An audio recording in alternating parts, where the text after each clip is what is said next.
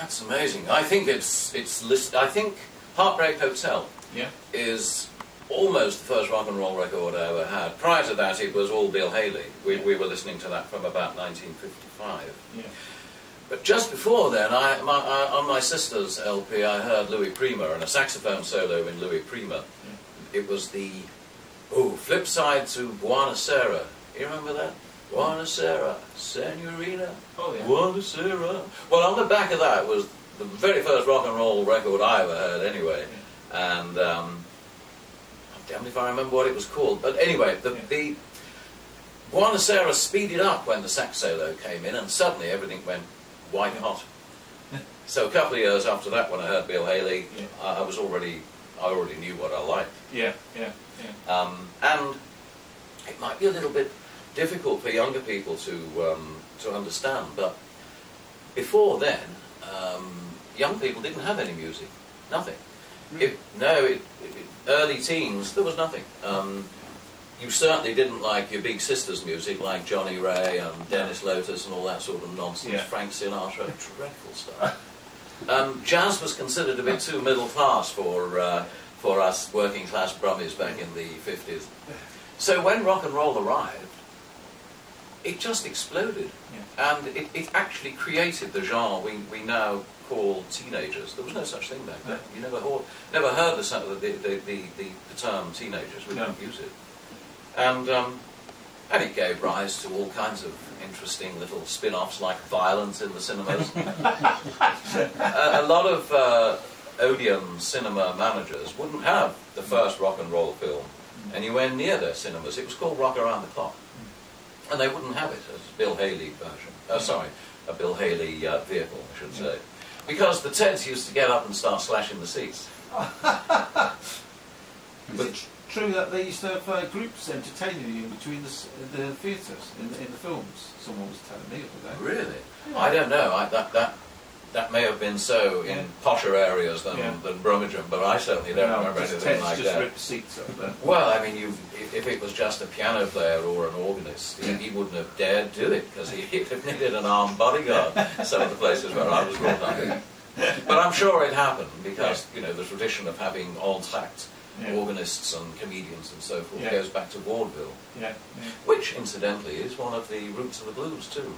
Vaudeville, medicine shows, jug bands, what they called minstrelsy back then. I mean, that started before 1900. That was going on just after the Civil War. Yeah. Have you ever been to America? No, I never will now. I used to love the idea of going to Mississippi and having a look at Chicago, so I'd save my money. Then I'd lose my job, because redundancy has been quite a large part of my career. Yeah. So I'm too old now.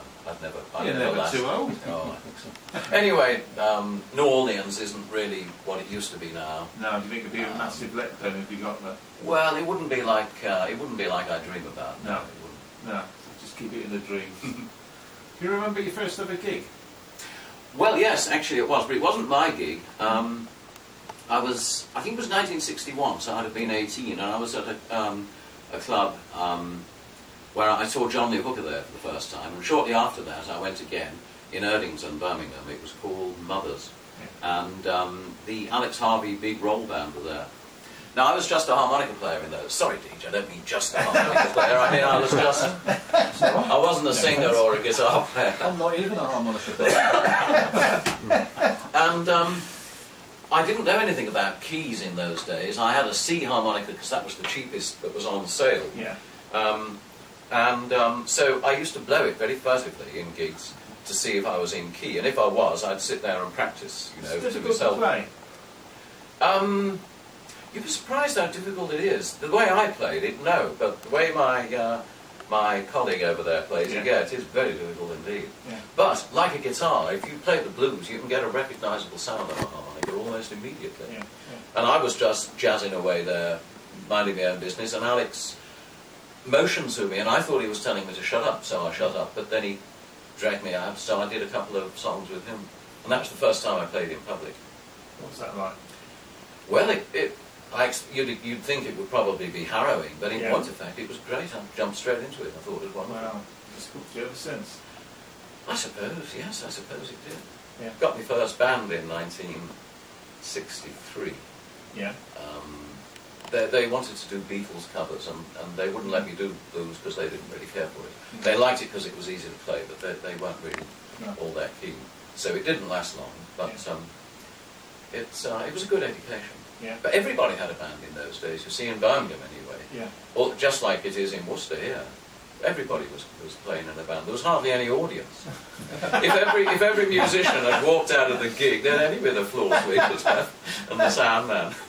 Did you lot a lot of touring in those days, or did you just stick to Birmingham? We couldn't really call it touring because we were all working at the time. Yeah. But we did gigs quite a long way afield. We did them in Oxford and not Cambridge. I don't think they wouldn't let me anywhere near Cambridge.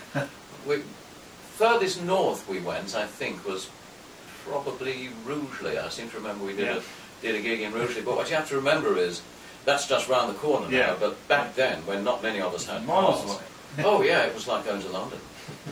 I'd only ever been to London 2 or 3 times until I was 20.